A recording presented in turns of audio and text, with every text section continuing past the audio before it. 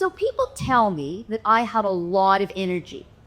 And some people say, oh, you got too much energy.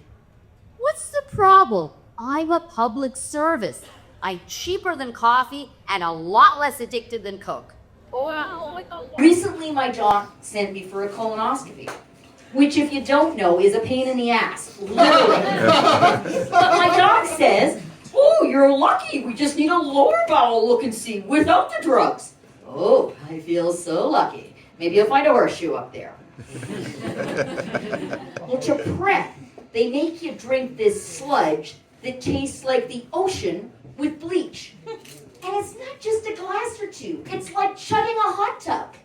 Okay, that much salty sludge may be fine for a porno star, but not for the rest of us. But as women often do, I close my eyes and swallow. You know, I remember when I was young, guys would look at you and they go, whoa, nice blue eyes. Then a few years later, they'd say nice blue eyes, and they actually meant the eyes. Then we got down to nice jacket. Well, folks, I hit a new low recently. I crossed the threshold. I'm sitting at a bar, and this guy comes up to me and he goes, nice hands. Hands. Okay? How long do I have before we get to feet? Okay? The clock is ticking down. But then I thought again, you know, this dude is pretty perceptive, because these hands still do a very good job. And I heard from the other comic that this is trending, so I think I'm going to open a hands-only account. Now, I'm also a perfectionist. You know, a perfectionist? One of those people who's a delightful person not to work with. So I'm one of those, so I worked really hard to get dressed up for tonight, you know, and look good. But I don't think people realize how long it takes a woman to get ready. Like, take this necklace, for example, with its microscopic clasp. Have you ever tried to put on one of those things when you're alone? Yeah, it's bloody annoying. What do you do? Ask a neighbor. Hello? Hi, I'm Leslie. I live down the hall. Do you think you could help me please put on my necklace? What are you? Some weirdo? Get out of here and stay away from my kids. Duct tape again. And then, whoever invented hook earrings has never been through a Canadian winter. Oh, sure, they look nice. Then you gotta put on a hat, a scarf, a coat. Running late for the bus. Yeah, it's warm in here. Yeah, it's too warm. Hat, we're gonna loosen the coat, loosen the scarf. Shit.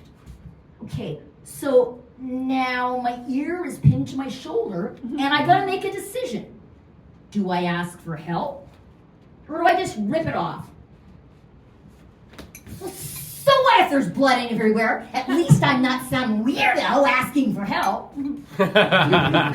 So recently I went to Vegas for this weird wedding. You see, it was planned, and both the bride and groom were sober. Who plans a sober wedding in Vegas? Isn't that kind of like having an orgy and inviting nuns? So the sober wedding was my first trip to Vegas, and everybody says, oh, you love Vegas. Why?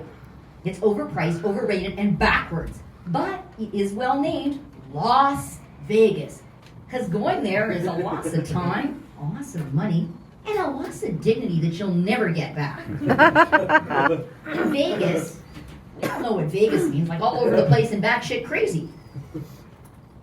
So when I get there, I have to go through this maze of slot machines to get to my hotel room, and there's all these people wearing masks. You think for COVID, right? No. It's all the indoor smoke because the place reeks like a 1980s bingo hall. And then when you go out in Vegas, they don't sell you drinks, they sell you deals.